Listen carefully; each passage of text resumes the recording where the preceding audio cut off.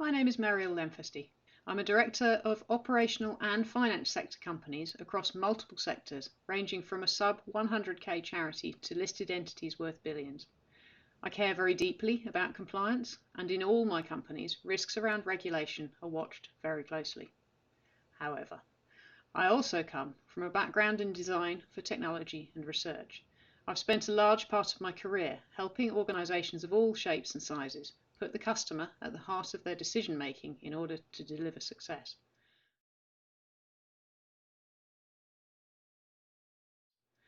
When undertaking a new product or service development, we'd never suggest starting with the constraints of the technology or even the constraints of historical precedent. We'd start with finding an opportunity space and getting under the skin of the end users to see what they really need, even if they can't imagine it themselves yet. And then we'd work out where we can make a difference in a commercially viable way. Data protection is no different. I strongly believe that considerations around data protection must also put the data subject at the centre of decision making, and long before any of the technicalities of the regulation are brought into the mix. I'm going to talk through a four-step process to illustrate, and we'll then use a Channel Island example to bring it to life. So at a high level, the first step is considering context. What are the reasons to believe for your organisation, your customers, potential partners, their customers? Why is your organisation one which is well placed to be trusted with personal data? These are questions of brand, ownership, governance, geopolitics, and capability. This lets you consider where there may be market opportunities which align with your context. Then I consider outcomes.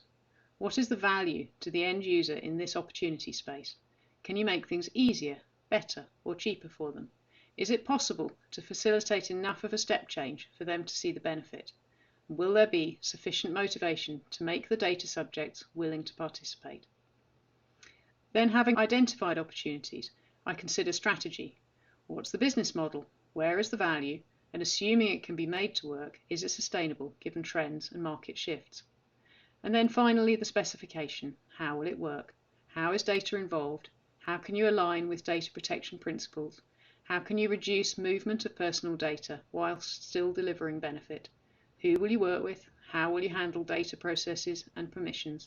What will it feel like for subjects? How will you make it secure? What ongoing systems, roles, etc. are needed to ensure compliance and staying true to subject outcomes? There are many more questions here to explore and reach a detailed, compliant specification. If you follow that process, you have a real opportunity where there's an easily communicated purpose behind any use of data. You will have focused attention on what's really needed to confidently deliver the outcome. So I promised a Channel Islands example. I'm non-exec director at JT. One of the global services we provide is a set of APIs enabling fraud protection for global banks. This is a growth area for us, and it's built around data, so as you can imagine, it's been the subject of a number of board discussions. Technically, it's a set of APIs which provide almost instant access to tightly controlled responses to data queries on customer data held by mobile operators around the world. So taking each of my headings, starting with context.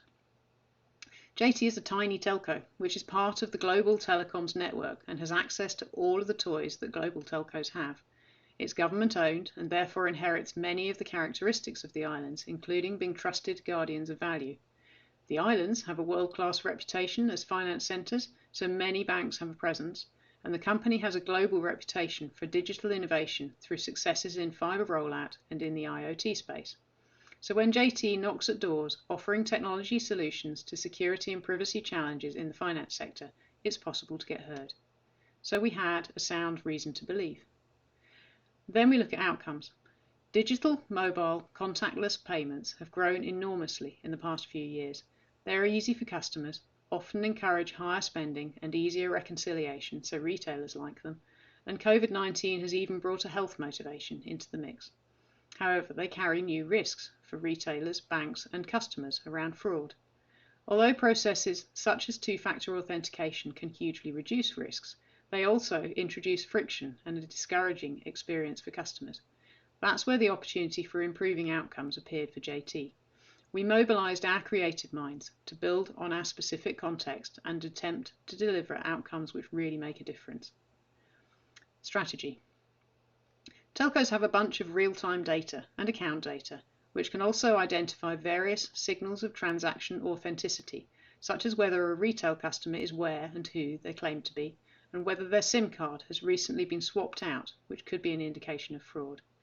This information can give banks confidence that a transaction is not fraudulent without introducing an extra burden on the end user.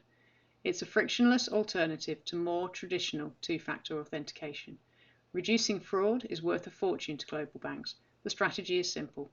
Enable banks to access the benefit of real-time mobile operator data, do it at scale, drawing in mobile operators from around the world, and make a margin on each interaction, thereby sharing a tiny part of the benefit banks experience from reducing fraud. Specification. The stakeholder map on this is huge. Global telcos, global banks, multiple point-of-sale systems, and more. And there are different flavors of data protection rules around the world. So this sounds like a data protection minefield. But at this point in the process, we know it's one well worth solving for the good of everyone except the fraudsters. The answers for us lay in ensuring that permissions lay exactly where they made most sense to the data subject, i.e. with the banks, and that minimal data is passed securely only where needed to instantly trigger other risk scoring processes, so it's confirmatory rather than detailed.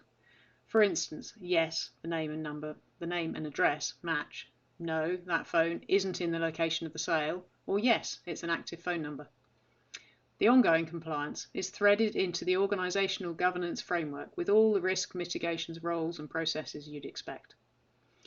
So in summary, data protection shouldn't be seen as a barrier to creativity. If the benefit is really there for the data subjects, then it's just one of many technical challenges to face in bringing digital innovation and commercial success. After all, if the data subject isn't on board, the business case probably doesn't stack up anyway. Thank you very much.